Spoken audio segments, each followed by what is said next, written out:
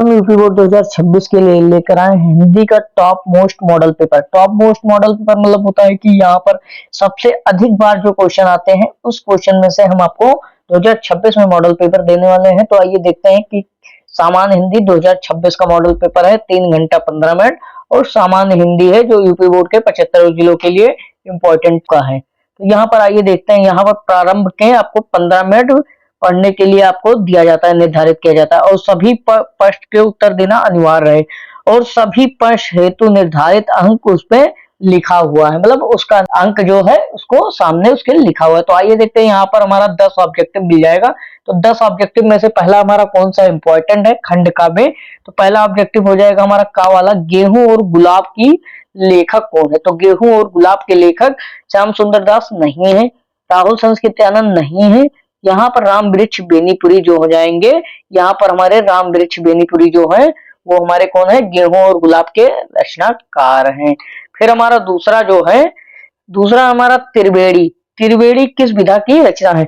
तो त्रिवेणी हमारे किस विधा की रचना है, निबंध है, संस्मरण है, आत्मकथा है, कहानी है। तो यहाँ पर त्रिवेणी जो है हमारा निबंध हो जाएगा। क्या हो जाएगा, निबंध हो जाएगा। त्रिवेणी हमारा निबंध संग्रह की रचना है। तो फिर हमारा तीसरा है ध्रुव स्वामिनी। ध्रुव स्वामिनी किस विधा की रचना है। ध्रुव स्वामिनी की रचना विधा क्या है, ध्रुव स्वामिनी किस विधा की रचना है। तो यहाँ पर हमारा हो जाएगा नाटक। क्या हो जाएगा, नाटक विधा की रचना ध्रुव स्वामिनी है। क्या है, ध्रुव स्वामिनी नाटक विधा की रचना है। फिर हमारा अगला क्वेश्चन है घ वाला, हिंदी की प्रथम कहानी कौन है। हिंदी की प्रथम जो कहानी है वो किसने लिखी है, ये यहाँ पर हम बताएंगे किसने लिखी है और कौन सी कहानी है। तो यहाँ पूस की रात नहीं होगी, आत्मराम नहीं होगी, यहाँ कलंदन दंड नहीं होगा। इंदुमती कहानी कौन लिखा है, किशोरी लाल जी। तो ये प्रथम कहानी भी हो सकता है, हमारा प्रथम कहानी भी है और इसको किसने लिखा है, हमारे किशोरी लाल जी ने। फिर हमारा अगला क्वेश्चन है डा वाला, बोलगा से गंगा। बोलगा से गंगा के लेखक कौन है। तो बोलगा से गंगा के लेखक हमारे मुंशी प्रेमचंद जी नहीं है, हजारी प्रसाद द्विवेदी भी नहीं है, जैनेन्द्र कुमार भी नहीं है। यहाँ राहुल संस्कृत्यानंद हमारे बोलगा से गंगा के लेखक हैं। फिर आ जाता है मोस्ट इंपोर्टेंट क्वेश्चन है, जैसी का पद्मावत किस भाषा पर आधारित है, मतलब किस भाषा में लिखा गया है। तो यहाँ ब्रज भाषा हो सकता है, नहीं है। अवधी भाषा यहाँ पर सही है, अवधी भाषा में हमारा लिखा गया है पद्मावत। फिर हमारा खड़ी बोली नहीं है और फारसी भी नहीं है। फिर अगला क्वेश्चन है हमारा खा वाला, कृष्ण भक्ति शाखा के प्रतिनिधि कवि कौन है। तो कृष्ण भक्ति शाखा जो है उसके प्रतिनिधित्व कवि कौन है। तो यहाँ पर हमारे सूरदास जी हो जाएंगे। कौन हो जाएंगे, सूरदास जो प्रतिनिधित्व कवि है। कबीरदास नहीं है और लोकदास भी नहीं है, नाभादास भी नहीं है। तो हमारे कौन हो जाएंगे, सूरदास जी। फिर अगला क्वेश्चन है हमारा का वाला, रीति रीति काल का अन्य क्या नाम था। तो रीति काल का जो अन्य नाम है वो स्वर्ण काल नहीं है, उदय काल नहीं है और संकृति काल नहीं है। तो यहाँ पर श्रृंगार काल जो है वो हमारा रीति काल का अन्य काल का नाम है। फिर अगला क्वेश्चन है, साकेत के लेखक कौन है। तो साकेत जो रचना है उसके लेखक कौन है। साकेत जो रचना है उसके लेखक कौन है। तो सच्चिदानंद हेरानंद वात्स्य नहीं है, धर्मवीर भारती भी नहीं है और प्रताप नारायण विष्णु भी नहीं है। तो यहाँ पर हमारा मैथिली शरण गुप्त बचते हैं। तो मैथिली शरण गुप्त जी हमारे कौन है, साकेत के लेखक है। फिर अगला क्वेश्चन वाला, द्विवेदी युग की कविता को किस नाम से जाना जाता है। तो इति वृत्तात्मक नाम से जाना जाता है। ये हमारा हो जाएगा सही आंसर, यति वृत्तात्मक नाम से जाना जाता है। ना कि ये होगा हमारा, ना कि ये होगा, ना कि छायावादी वाला होगा। तो फिर इसी के साथ अगला क्वेश्चन हम देखते हैं। अगला क्वेश्चन हमारा गद्यांश पद्यांश, जो मोस्ट इंपॉर्टेंट गद्यांश हम बताने वाले हैं आपको 10 नंबर का पेपर में आने वाला है। तो आइए पहचानते हैं, पहचान कर अभी देख लीजिए। पहचान इसका बहुत आसान है, हमने बता रखा है यूपी बोर्ड के, आप चैप्टर में देख सकते हैं। इसका पहचान बहुत इंपॉर्टेंट है और बहुत आसान भी है। तो यहाँ पर दिए गए गद्यांश पर आधारित मतलब 2 × 5 का है, मतलब 5 प्रश्न दिया गया है। तो 5 में से आपको छांटना है और छांट कर लिखना है। तो यहाँ पर हम आइए देखते हैं, पहचानते हैं। पृथ्वी और आकाश के अंतराल में जो सामग्री भरी, यहाँ पर आ जाता है हमारा पृथ्वी, पृथ्वी, पुत्र, आकाश और पृथ्वी अगर बार बार आ रही है, राष्ट्र आ रहा है। तो ये किस चैप्टर का है, राष्ट्र के स्वरूप, मतलब वासुदेव शरण अग्रवाल जी द्वारा राष्ट्र के स्वरूप लिखा गया। तो किस चैप्टर का गद्यांश है हमारा, राष्ट्र के स्वरूप नामक चैप्टर का है। इसका संदर्भ लिख देंगे और व्याख्या कर देनी है। जो इसके रेखांकित अंश हैं उनकी व्याख्या कर देनी है। और 2-3 क्वेश्चन आपको हम बता चुके हैं कि किस प्रकार लिखना है वो सभी आप लिख देंगे तो आपको 10 नंबर आराम से मिल जाएंगे। अगला जो आ जाता है हमारा अथवा में, अगर हम पहला नहीं पहचान पाते हैं गद्यांश में तो हमारा दूसरा आ जाएगा अथवा में। जो अथवा में लगा हुआ है हमारा, नस्तर तेज था चुभन गहरी और मदर का कलेजा उसर छोड़ता रहा बोली हिटलर बुरा था। मतलब ये किस चैप्टर का है आपको, तो ये आपका मदर टेरेसा जिसमें थी वो किस चैप्टर में थी, तो यहाँ पर हमारा तेजस्वी मन के संपादितांश मतलब एपीजे अब्दुल कलाम द्वारा लिखा गया चैप्टर है। किस चैप्टर का है, एपीजे अब्दुल कलाम का चैप्टर है। तो यहाँ पर इसी के साथ आगे बढ़ते हैं क्योंकि हम ज्यादा वक्त नहीं लेंगे, पेपर है यूपी बोर्ड 2026 का। अब आ जाते हैं हमारा 4 नंबर पर, दिए गए पद्यांश पर आधारित प्रश्न के निम्नलिखित उत्तर देना है। तो यहाँ पर हमारा किसका देना है, हमारे निम्नलिखित पद्यांश के आधारित पर उत्तर देना है। तो यहाँ पर आइए पहचानते हैं कि किस प्रकार आपका ये सही है। तो आइए देखते हैं, लज्जाशील पथिक महिला आए वृद्धवसन सुंदरी को, मतलब यहाँ पर लज्जाशील आ गया, धीरे धीरे आ गया, उपवन आ गया। तो यहाँ पर किस चीज का है, पवन दूतिका, जो राधा जी अपना पवन दूतिका द्वारा पत्र श्याम को भेज रही हैं, संदेशा भेज रही हैं। तो ये पवन दूत का चैप्टर है जिसका अयोध्या सिंह उपाध्याय ने लिखा है। तो इस चैप्टर में से केवल यही था।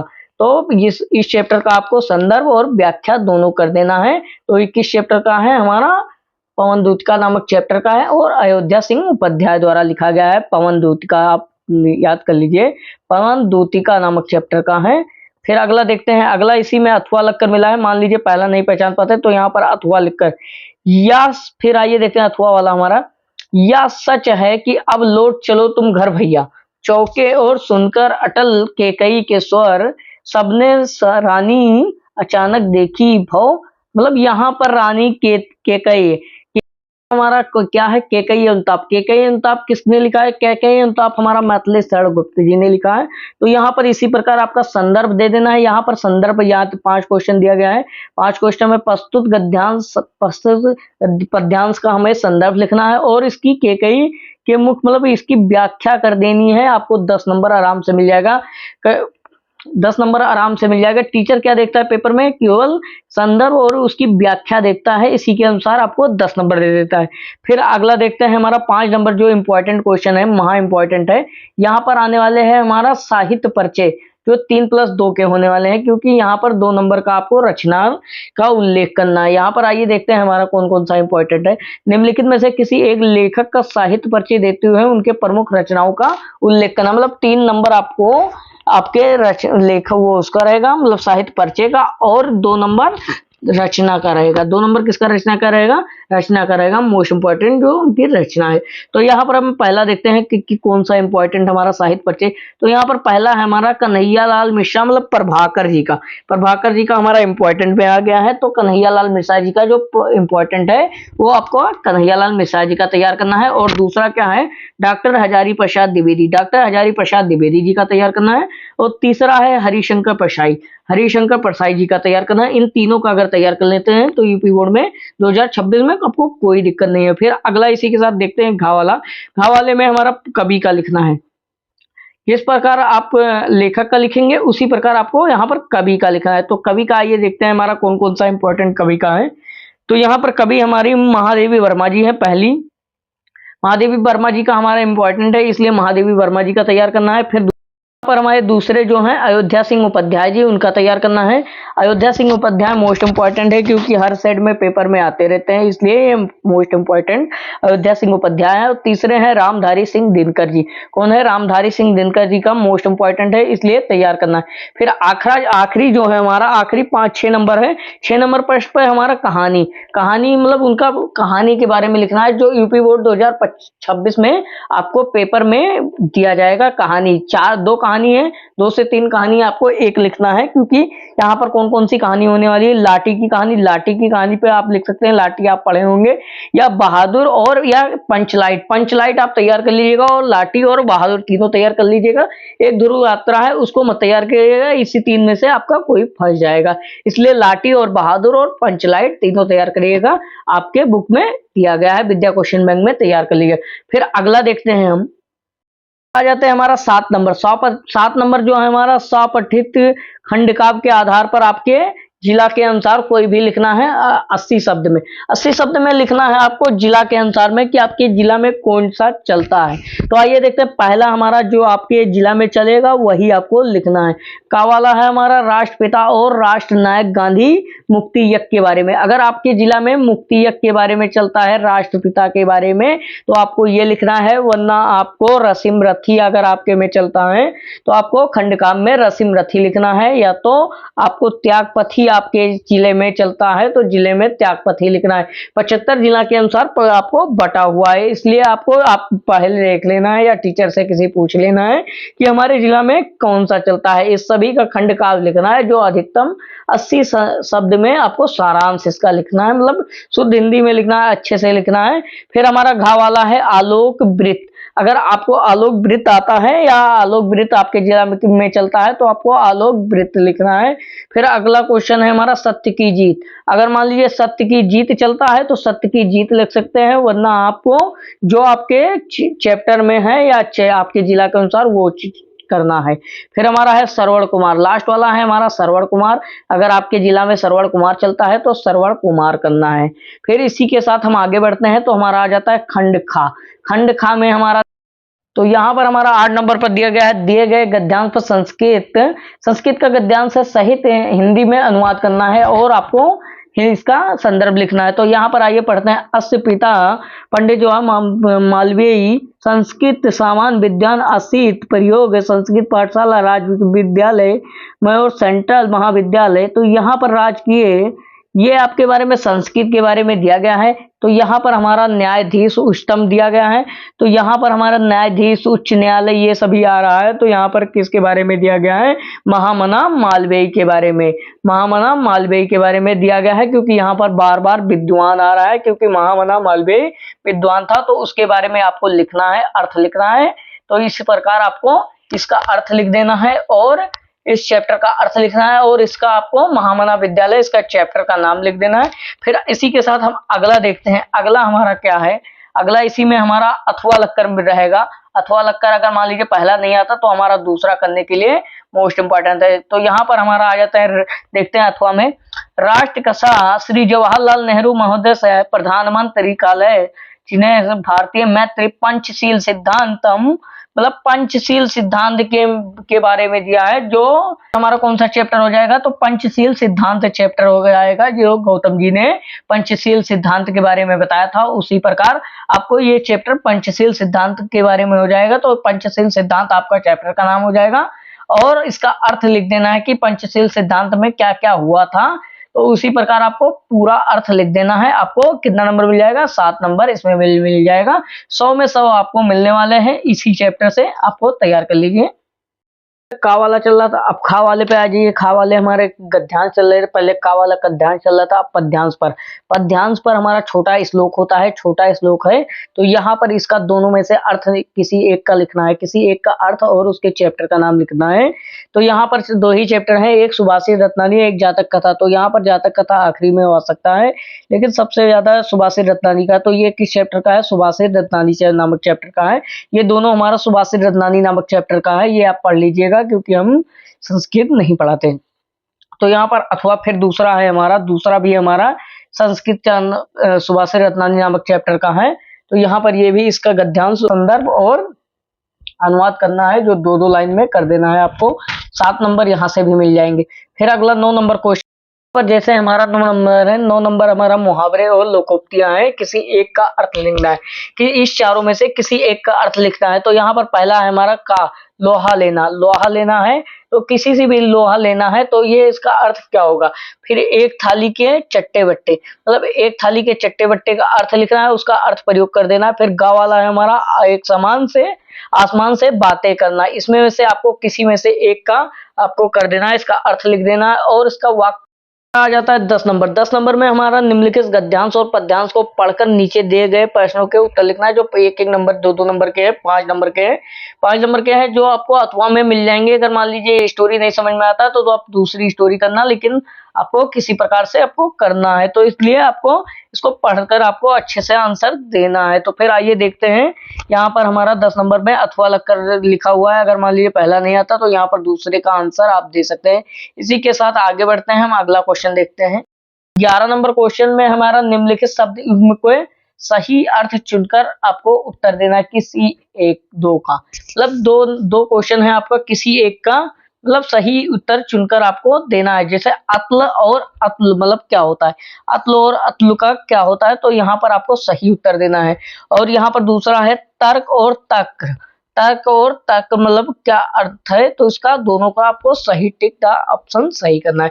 फिर अगला क्वेश्चन है निम्नलिखित शब्दों में से किसी एक के दो अर्थ लिखना है। मतलब पर्यायवाची शब्द है, तो यहाँ पर हो जाएगा हमारा दूसरा हो जाएगा, यहाँ पर किसी एक के दो अर्थ लिखना है, तो यहाँ पर हो जाएगा विधि और हाथ और तनया और पीओसी। तो यहाँ पर पीओधी मतलब क्या होता है, तो इसका अर्थ दो अर्थ लिखना है। फिर अगला है हमारा गावाला, गावाला मतलब निम्नलिखित वाक्यांश के लिए एक शब्द चयन करना है।